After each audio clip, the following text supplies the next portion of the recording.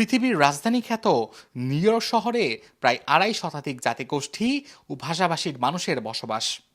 নগরীর সব শ্রেণী পেশার মানুষের জীবন জীবিকার সুযোগ সুবিধা দেখাশোনা করে থাকে সিটি কাউন্সিল।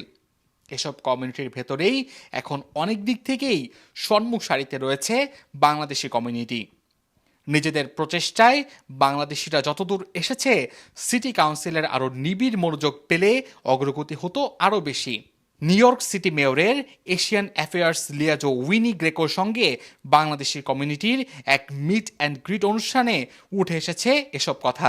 নিউ ইয়র্কের জনপ্রিয় সাপ্তাহিক পত্রিকা, ঠিকানা ও টেলিকম প্রতিষ্ঠান রিভার্টের আয়োজন করে ওই অনুষ্ঠানের।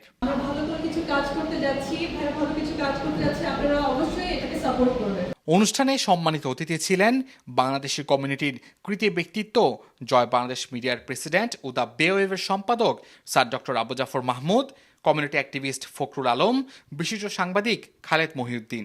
আমেরিকানরা একটা ফ্রি মিডিয়া চাইছে, দেখেন আমেরিকা ফ্রি মিডিয়ার দেশ। বাংলাদেশ একটা চাটুকার মিডিয়া চাইছে, আমরা চাটুকার মিডিয়া হইছি। আর আপনারা যেরকম চাইবেন আপনারা সেরকম একটা মিডিয়াই পাইবেন। যদি চান যে আপনারা সমালোচনা শুনবেন, আপনাদের ভালো কথাও শুনবেন, খারাপ কথাও শুনবেন। যদি না চান তাহলে যেরকম মিডিয়া আপনারা দেখেন সেরকম একদম অ্যাবসলিউটলি, কিন্তু আমরা যা চাই আমাদের মিডিয়াটা অ্যাবসলিউটলি সেরকম পায়। এছাড়াও ছিলেন কমিউনিটি অ্যাক্টিভিস্ট গিয়াস আহমেদ, মোহাম্মদ আলী, ফখরুল ইসলাম দেলোয়া সহ আরও অনেকেই। স্বাগত বক্তব্য দেন ঠিকানা পত্রিকার president M Shahin, vice president Anuva Shahin ও রিভারটেলের CEO Ruhin Hossain. With the all short notice, the dynamic and our proudly leaders are here. Rivertel, in less than 8 months of our service, we already have more than 25,000 customers, and there's not one person here that can say we have even told them how to buy our product.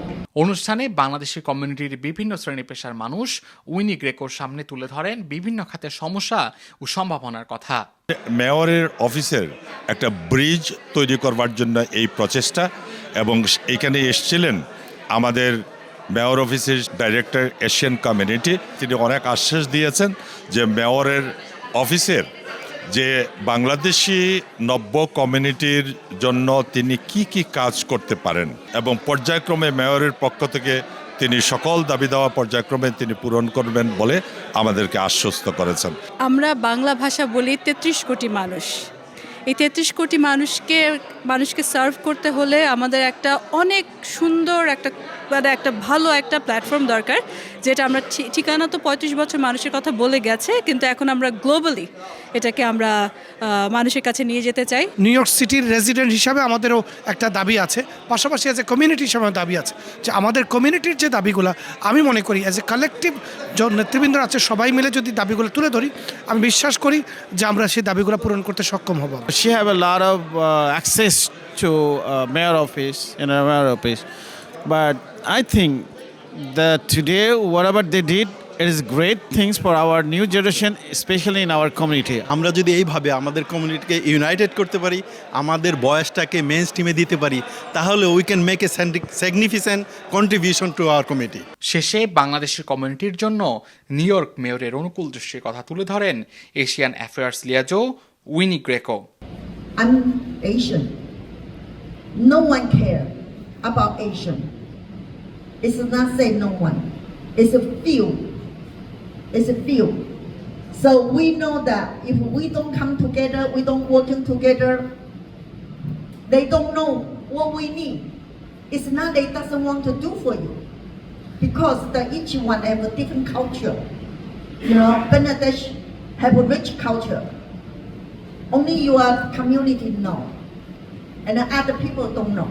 Winnie বলেন, এ ধরনের আয়োজন city মেয়রের সঙ্গে এই কমিউনিটির সম্পর্ক উন্নয়নে রাখবে গুরুত্বপূর্ণ ভূমিকা।